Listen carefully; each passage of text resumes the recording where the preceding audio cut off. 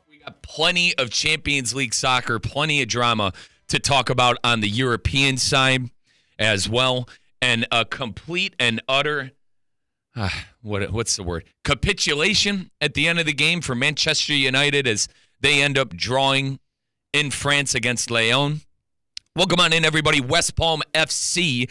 I'm your host, Mike Rizzo. Joining me, as always, is Elias Bustamante and Damian Perez, all from the Deporte side on 760 AM. You could also hear myself and Damian Perez on Saturday Tailgate from 9 a.m. to 10 a.m. every single Saturday. As I said, got a lot to get to today, boys. Got the Champions League and Elias Arsenal.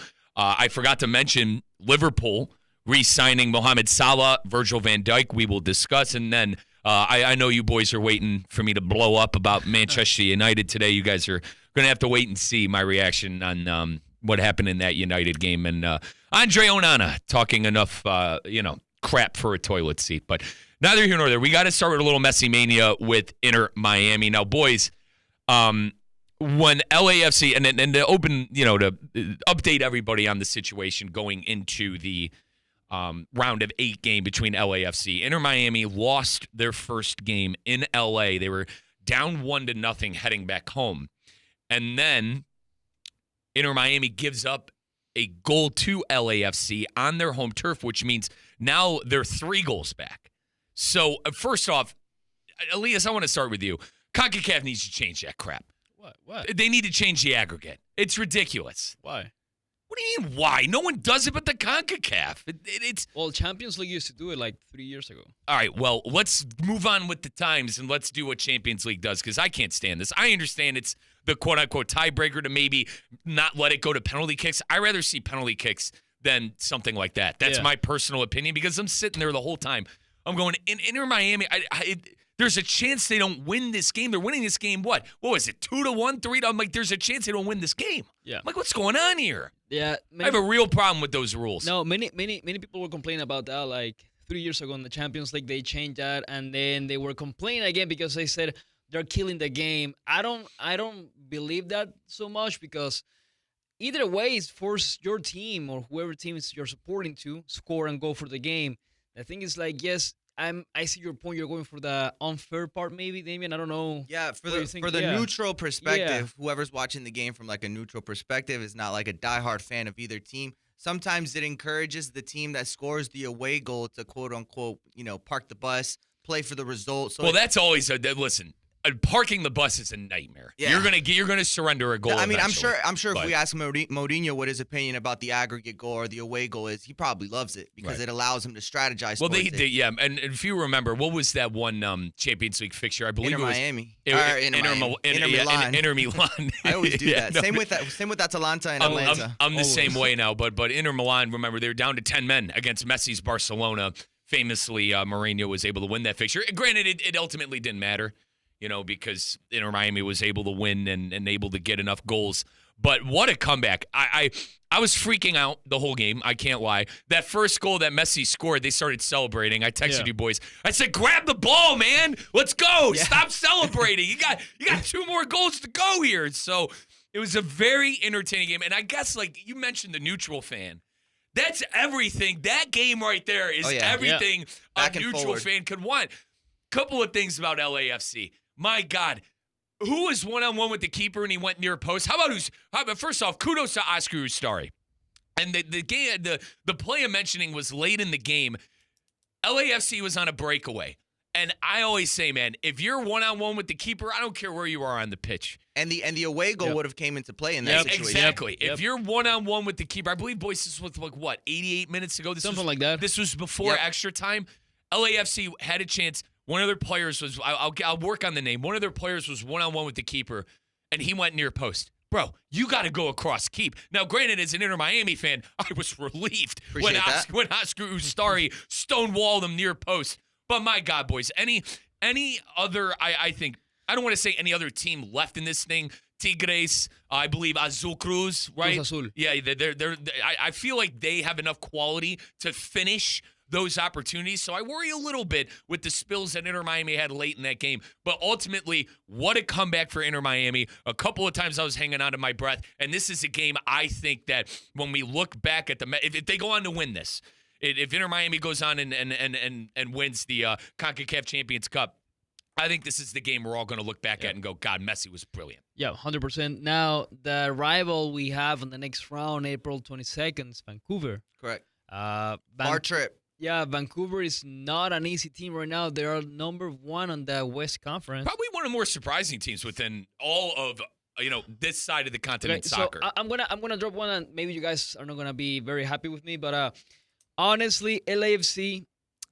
Vancouver is a better team than LAFC right now. Really? It is. I mean, they're number 1 in their conference. But it's early. That's the only reason I say that. They're a better team. There's a lot of quality on LAFC. Yes, even that's what people see. The quality, the name players, so they just automatically assume that they're a complete team. Exactly.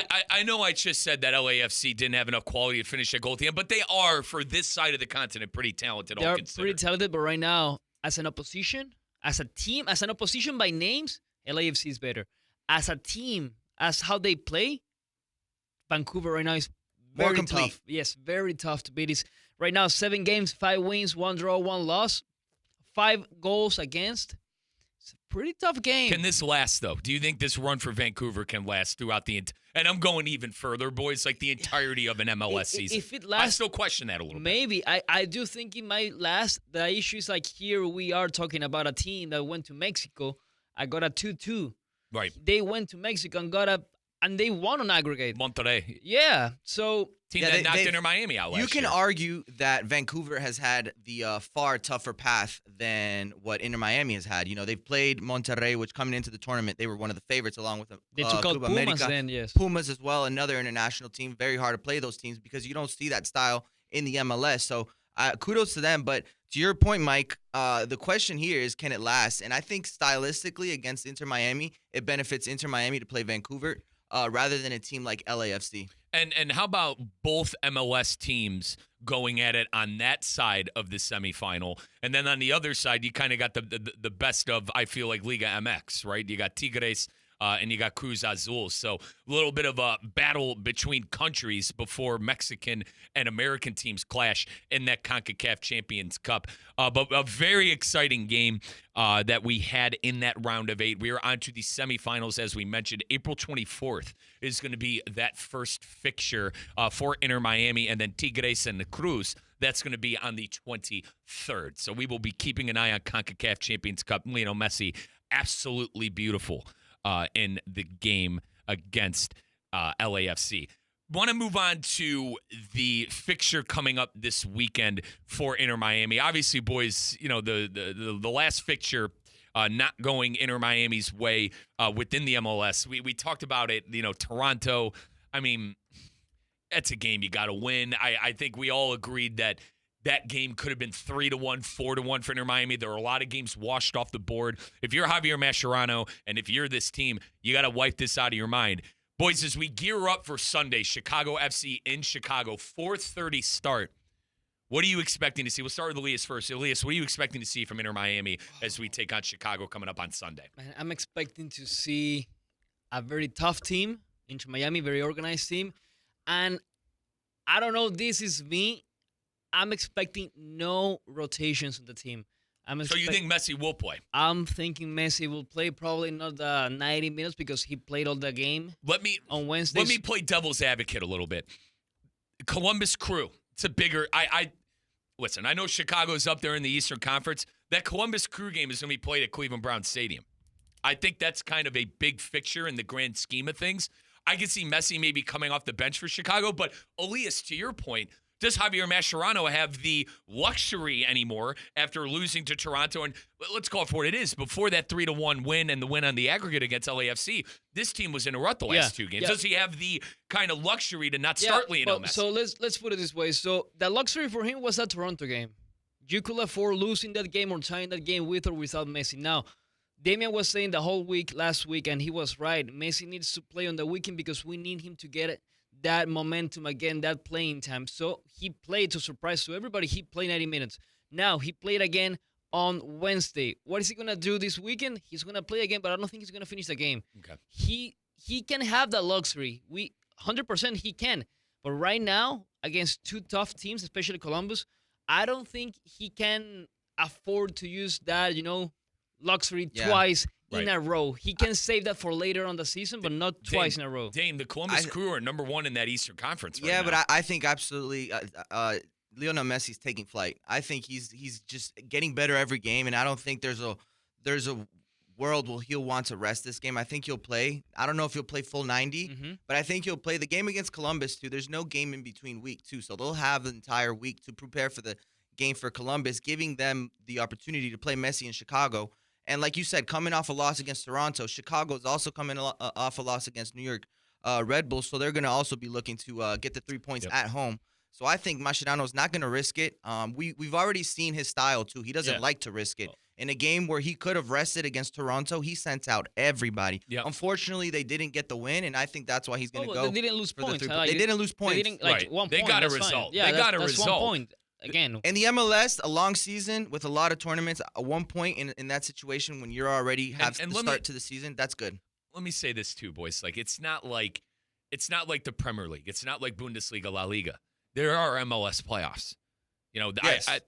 Inter Miami had the most points in the history of the league last year. What did that get us? Mm-hmm. You know, that got us a second round exit. You know, granted, I know that's a little harsh, but in reality, just make sure you have a high seed. And I think that might be the mindset for Inter Miami this year. I don't know. With some of the lineups that Mascherano has trotted out there, it seems like they are trying to be the number 1 overall seed and get a bye week. But I don't know. Just get into the dance. That's the beauty.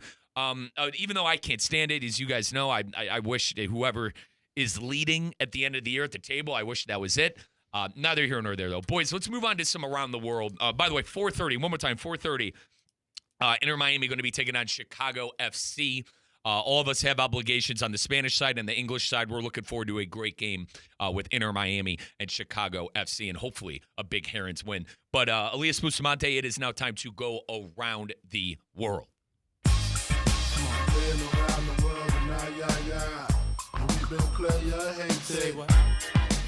Now, how can't we start? I want Elias to Damien. I want Elias to have the table here because I'm gonna say something and then I'm gonna give Elias this Arsenal team. All right, and you guys know how I feel about Arsenal with my brother Joe, one of our best friends Pat. There are a lot. You guys are allowed a lot, but I'm gonna give you guys some flowers and I'm gonna let you react. They're the team of destiny in this tournament. I think they win the whole thing now. Oh wow! I think they win the whole Champions League. You guys know I am a bit of a Kylian Mbappe stan, a Vinicius stan. I'm one of the few people in world soccer that love Vinicius Jr. Yeah. I really like this Real Madrid team, and I thought they were kind of bulletproof when it came to competitions like this. We kind of saw it against Atletico Madrid. Did they get a couple favor calls? Absolutely.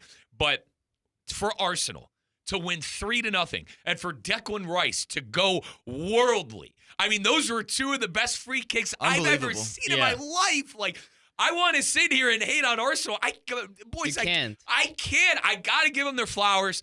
They look like a team of destiny, and it looks like they could lift that trophy for the first time since we called this thing the Champions League. You know, Arsenal fans love reminding us that they've won this tournament before, Damien, but it's been so long it was called something else. So, Elias, I think you guys are a team of destiny, and I give you the floor as the Arsenal fan. I'm telling you, as an Arsenal fan, and probably just as a soccer fan in general, like I don't like to brag about my team, and I don't like to, oh yes, we're gonna go all the way and we're gonna win it. I'm a very cautious person. Sorry, I'm very quiet. I do believe next week we're gonna have a tough time in Madrid. It's 3-0, man. Doesn't really matter. You're playing in Madrid, Bernabeu. You know those magic nights in Madrid where they're always coming back. They did it against Man City. They did it against Bayern Munich. They're going to do it again? I don't know, because we saw what Arteta planned this week. It worked. Arsenal outclassed Real Madrid tactically and on the way they play. Yes, they are dangerous. That's true. But, I mean, Arsenal was more organized. I do believe next game, if you ask me how's it going to end, I do believe we're going to score. Arsenal's going to score, but I think Madrid is going to win probably 2-1. Oh, my gosh. So you think Madrid's going to move on? 2-1. They're not going to move on. Okay, all right. Madrid wins at home, but global would be what? Okay, like aggregate would be 4-2. Okay, fair enough.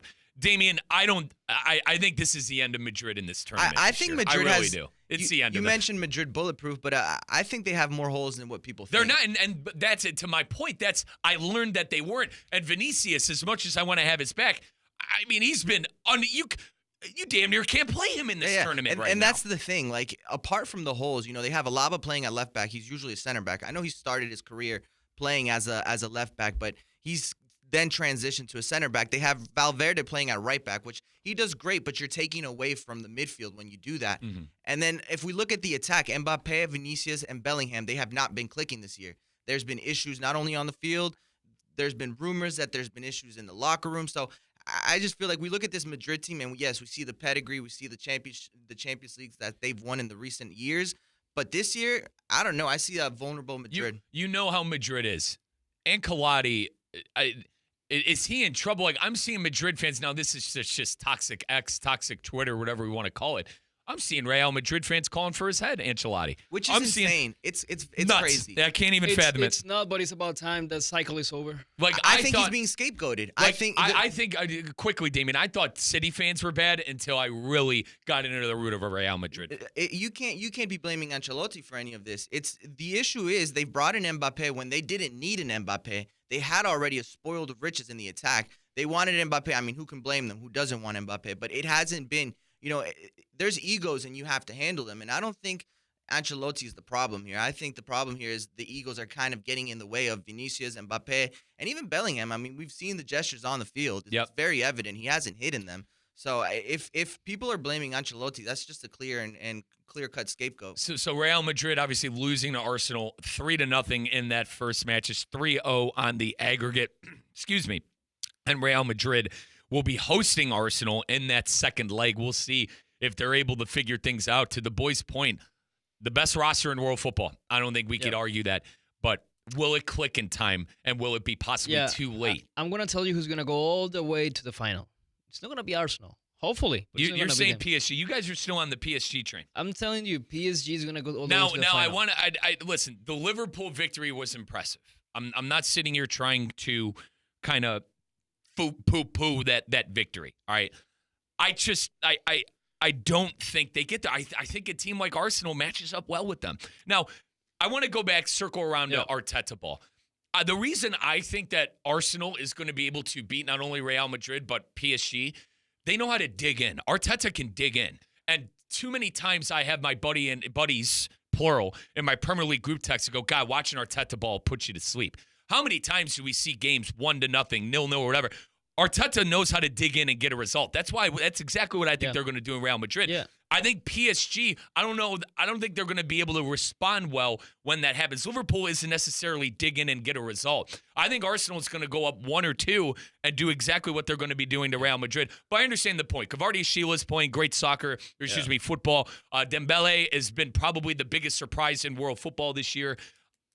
I don't think this fixture's over. And also, hang on, they got to go to Villa still. That's a 2-goal aggregate. But you mentioned Arteta, but PSG has Luis Enrique, who's a very proven coach. He's won Champions League. He's won did he win one as a player? I'm not sure if he did, but I know he won one as a coach.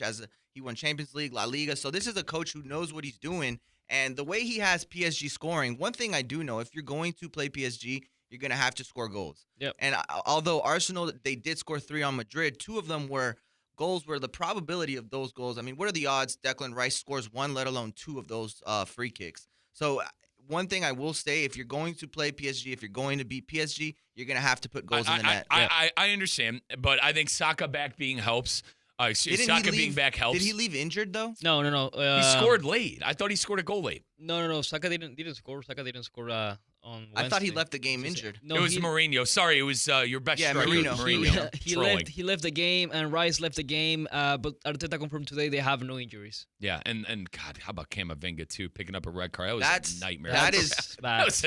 Terrible decision. Nightmare result for Real Terrible Madrid. decision because we are from 90 plus from Camavinga. It's a terrible decision from Camavinga. Yes, absolutely. They already have a lot of injuries. We were mentioning the holes they have. Now you're taking away Camavinga, who kind of covers those holes in a way. He does. Those are kind of his traits as a player. So for him to get that red card to just lose his head, it's just absolutely it can't happen. Now, boys, so Elias loves PSG still to get to the final. I'm on the Arsenal train on that side. Quickly, Dame, where are you at on that side of the bracket? Arsenal, Real, I got Villa, PSG, and PSG coming out. God, you guys. I got PSG. I just feel like Arsenal struggles to score at times. Fair. And if you're going to play PSG, you can't have those. You can't miss chances. Now, let's flip things over to the final side. Obviously, Barcelona, God. Listen, I know Dortmund deserves my respect. 4-0. That fixture's over, in my personal opinion. I know that Dortmund, Damian Perez reminded me that Dortmund went all the way to the final last year in Champions League, but that fixture's over. Bayern Munich losing 2-1 at home to Inter Milan, I thought was a bit disgraceful. Yeah. And we know how Italian soccer is. Inter Milan's going to dig in at home. They're going to get that result, in my personal opinion. I love that Inter Milan team. Now, my team in Serie A is AC. I hate to say that. But, as a Siciliano, as an Italian heritage, I like seeing an Italian team here. And that league's down this year. So I think it's big for Inter to win that fixture, get a result, and go to the semifinals for Serie A. Yeah, and I think they have a big chance of doing it because we're talking about this week. Bayern Munich, you might say, oh, they have a better team than Inter Milan. Yes, but not everything for me. Not everything is a team. The coach plays a great part in this. And Inzaghi has more experience than Company, and he has a better drilled team than Bayern Munich. Plus, I'm honest with Damien, and he knows this. For me, one of the only teams that can stop Barcelona is Inter. And I do believe that team is going to be able to do it because if Borussia Dortmund had a better striker, that game on the other day, probably, yes, four goals, but probably like a 4-2, 4-1, 100%. So that's the thing. Yeah. Inter Milan is gonna go all the way to the semifinal, and it wouldn't surprise me if we see them in the final two. Again. I mean, I haven't been watching Bayern Munich this season that much, but looking at the lineup, they had Rafael Guerreiro playing the number 10 position, and if you look at the bench, they had Serge Gnabry coming in, Thomas Müller coming in. Like what? Since when has Guerreiro been an attacking mid? It's been working, but it's been working. But I want to rebuttal. It's been working in the Bundesliga. It's not gonna work in the quarterfinals of a Champions League. Company was an odd hire. I agree. At the time, it's like because last year he was with Burnley and they got relegated in the Premier League. You never see that coaches that get relegated go to Bayern Munich. And then that makes no sense. But they're playing well in Bundesliga. Let's give them that. And to make it this far in the Champions League. Nothing to sniff at. You're talking to a miserable United fan. I mean, my God, who did we lose to? Galatasaray last year? I'd trade that for, I would trade a trip to the Elite Eight for anything we have on the team. But I understand the point. And I think Inter doesn't get the flowers they get. Nico Barea, amazing player. Federico DiMarco, Marcus Thuram, Lautaro Martinez. I mean, these are world-class players. Mkhitaryan. Yeah, these are world-class players that play on Inter Milan, and not to mention their goalkeeper. Is it Sommer? Yes. Jan Sommer, and they former Stuttgart, I believe. They fleeced United. How about this? They get rid of the worst goalkeeper in world soccer, in Andre Onana, and they add Sommer, who's been class. So I like it. I agree with you guys. I think Inter Milan goes all the way to the semifinal, and I can't wait to see that matchup between Barcelona and Inter. In Onana's defense, hang on. He was very good at Inter Milan. And he was very good at Inter Milan. I don't care. He was as a United fan, I don't care. That guy is all right. Let's move on to first off. That was our Champions League coverage. We all I think we're all in agreement here that Inter Milan, Barcelona, Arsenal, and PSG. I don't think. I'm more on the fence that Villa's going to have something left in the tank for PSG, but I will say PSG moves on. We're all in agreement there. Yes. Okay. Let's move on to United because, as a big Manchester United fan, you guys were just telling me 2-2 is not a bad result in France. All right. But I do think Lyon stinks, and this is with all due respect to the French league and all that. I know they got PSG, but the problem is PSG's, 24 points in first place. So you're on Onana's side. I'm not on Onana's side. He said I'm not on Onana's side. He said on paper we're better. I'm not on Onana's side. How do you talk all that smack? You talk all that talk before that fixture, and the 2 goals were directly your fault.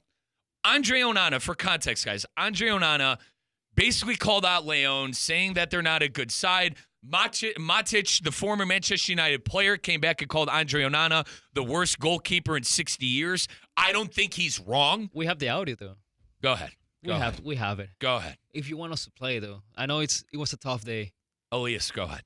We spoke to Andre Onana at the end of the game the other day, and he suggested that it's going to be a very tough match, but on paper, United are way better than Lyon, which was a surprising remark. I don't know if you saw it. I don't know, to say that you need to have cover for something like that. Onana. I respect everyone, but to say that, then you need to get the answer. If you are one of the worst goalkeepers in Man United history, you need to take care what you are talking. If David De Gea or Peter Schmeichel or Van der Sar say that, then I will question myself. But if you are one of the statistically the worst goalkeepers in Man United modern history, then he needs to show that before he says. So we will see.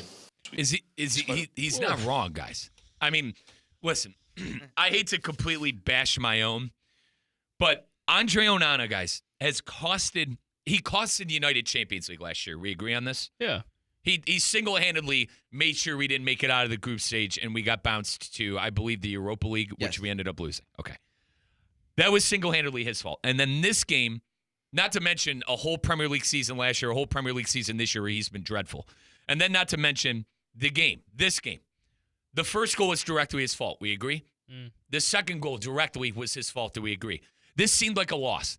2-2 is not the worst outcome ever if you're a Manchester United fan, but the way they lost seemed like a loss, especially with Bruno and the brilliant goal. You guys know I can't stand Xerxes. I'd give him away for a bag of chips. It was a good goal by him. It was a great header by Lenny Yoro. So, for all those good things to happen, and then Onana, it's another chapter. It's another chapter, boys, in this United season.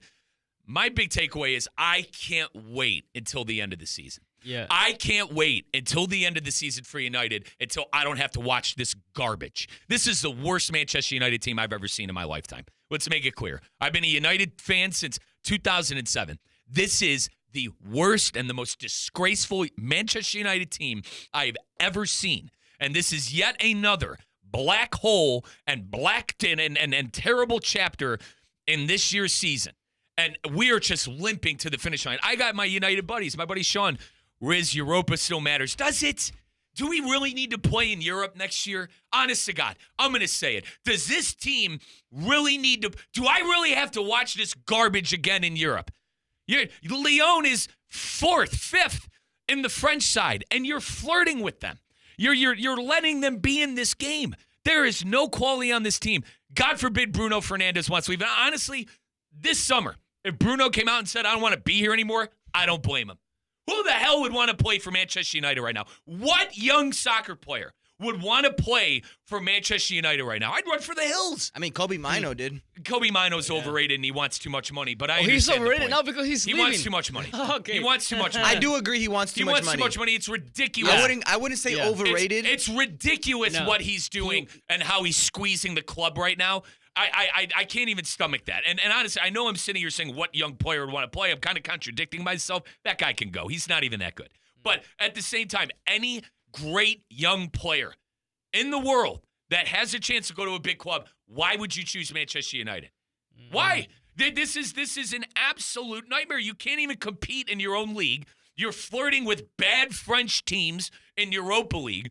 And the coach, did you guys see the video of Ruben Amorim watching the practice from 5 soccer fields away the other day? What the hell is going on? Who is making the soccer decisions over here? They asked Amorim if he saw Onana after the game, and he said no, I had to take my time. I don't blame him. I genuinely don't blame him. I genuinely feel like he just hates the locker room. He didn't want to be there with that team. He wanted to be there in the summer. To that team, yes. So to that point, he just doesn't like what he has. I think this year, and that's why I'm saying I can't wait to get to the end of the year. I can't wait to get to the end of the year. Screw Europa League. Who cares about the Premier League anymore? Just don't get relegated. I am at the point where Ruben Amorim is holding open tryouts. And I think the only players that are going to pass open tryouts is going to be Bruno Fernandes, Dorgu. God knows why. He brought him in. And by the way, don't even get me started on Patrick Dorgu. Guy single-handedly made sure he didn't beat City in the Derby last week. And then probably Lenny Yoro. Who outside of those three are you willing to hang on to on that Manchester United roster? Who? Diogo Dalot. Dalot? Yeah. He could go. Really? Yeah, I'm not a Dalot fan. He could go. He could go. He was good too. He was a player of the year last year for United. I get it. This year, I'm all done with that guy. What does he do? What does he do well? He doesn't defend well. He doesn't attack well. What does he do good? Listen, I'll new year, new me, maybe new season, new me. You never know. No, he can't. That was the old gaffer, and I understand he was there. Wasn't he there before Ten Hag? I understand, but listen, you're going to see a big overhaul for United. I just hope Bruno Fernandes wants to stick around for it, because if you lose Bruno, boys, if that team loses Bruno, you do have a chance of being Everton and getting relegated. Oh, yeah. You do have a chance of being on the level. Well, I know Everton's good this year, but like the last 2-3 years, remember Everton was flirting with relegation. From grace. The full fall from grace. It's exactly what's going to happen if Bruno Fernandes leads his club. And I know a lot of people in social media, for example, yesterday they were going all against Amorim. Like, he's not to blame for this bad run of the team. Listen, that's the team he got. That's the team they gave him. I think the game yesterday was a disservice to the team, because that game should have ended 2-1. Yeah. That would have been a great result in France. Yeah. They got scored on in what? It was like the 95th minute. Yeah. It was, guys, let's put it this way. It was 5 minutes of extra time, and they scored with 94-30. 30 seconds left to go. They kicked the ball off, and the game was over. And it's crazy, because the way, if somebody didn't know the results of the game and the context of that result, and they just saw what this show, what ESPN West Palm, you would think United lost, 3-0 at Old Trafford. But it's just the vibes around United. It just goes to prove that there's just this dark cloud around United. This is United. All right, you like. I understand. We as Manchester United fans, we all got to take the blinders off and realize this isn't even when Mourinho was here. This isn't even 2 years ago when we were third on the table and Marcus Rashford had 35 goals. This United team is bad, and there is a sense of, we're United, we're playing Lyon, we need to win this fixture. There's a sense of that. I don't know where that sense comes from. That's where I United has to look in the mirror. Honestly, United is on par with Lyon. Ugh. Let's be honest here. Yeah. Man United is on par with Lyon. They are on par with Real Sociedad's of the world. They can't look in the mirror and say, we're Manchester United, we put on this jersey, and we're entitled to win the game because we're Manchester United. 100%. Well, it doesn't help that Onana, with the whole situation there, he's the direct result. We spent way too much time talking about United, but that's my 2 cents, guys. I can't wait to get to the end of the year. Amorim's holding open tryouts. I don't even know if Amorim's any good. The team's in a flux and is an absolute mess. Amorim is good. The issue is not him or the players. How can you blame a coach when you got a goalkeeper that can make? I blame a coach because this team can't run three at the back, and this team can't win in your league. Listen, I understand they're getting. Hang on, I understand they're getting results in Europe, but to be so bad in the league and not switch things up in league play. Well, who are you running insanity. Who are you running for in the back with? It's insanity. But who are you?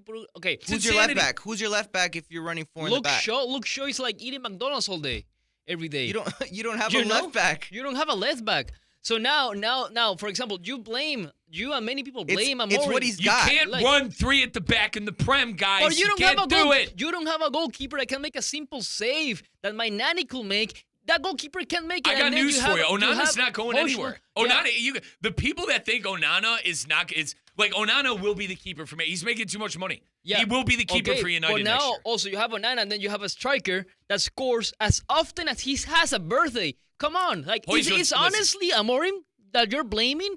I'm telling you, tactically, I blame Amorim. I do. It's insanity to keep running out there something I don't that think is not these working. would be his tactics. It's insane. I don't think these would be his tactics if he had a left back. That's why that's why I say open tryouts. He's running his system and it's failing. But then you can't kill him.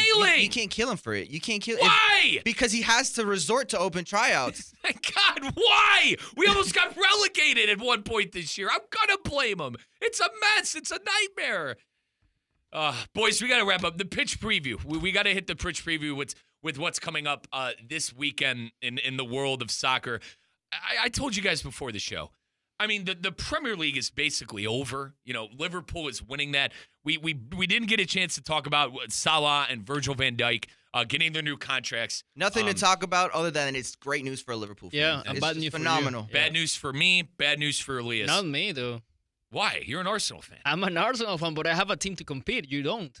But So that wasn't worry me that listen, much. those are rich words from a guy who's 11 points behind Liverpool in second place. He can but say that being in the Champions League. Yeah, One foot in exactly. Final Four. What do you mean? You guys are the ones who are telling me Europa League matters. I'm in Mickey Mouse Europa League. Yeah, but I mean, Mike, We It went, matters- hang on, Mike, it hang matters on. to a we point. We drew 2-2 in France. We got Mike, a good result, but- according to Damian Perez. but to see Man United on the table, I have to change my phone and get an iPad. it's That's the thing. Like, it is hashtag scroll down FC. scroll down. Plus, Van Dijk, who is the best center back after, if not the best center back with Van Dijk in the Premier League? Saliba. There you go. So I don't have to worry about it. I don't have to worry about it. According to you guys, Lenny Yoro is quality. So you guys are in trouble in a couple of years. Saved you guys yesterday. If he stays, Savior. though. If he stays. If he stays, he's under contract. Manchester City's taking on Palace. The teams we're looking out for, boys. City, Villa, Chelsea, and Newcastle. Those are the teams fighting for Champions League competition coming up next year. The top two are set, in my opinion, and I think in all of our opinions, in Arsenal and Liverpool. But Nottingham Forest, Chelsea, Newcastle United, Manchester City, and Aston Villa. Those are the teams to look out for the pitch preview coming up this weekend in the Premier League. Folks, we are way overdue to wrap up our pod. Appreciate it, boys. Appreciate you, sticking on with me, bitching about Manchester United. And the sad part is, boys, I have to go back and watch these because I'm on air. I got Russo and Rizzo. Not that I'm complaining. Love Russo and Rizzo. Listen to us on 106.3. But I can't watch these fixtures, these European fixtures at 4 o'clock, 3 o'clock. So I had to go back and then watch the capitulation for myself. So I'm Mike Rizzo, Elias Bustamante, Damian Perez. We'll catch up with you guys next week. This is West Palm FC right here on West Palm YouTube. Appreciate it.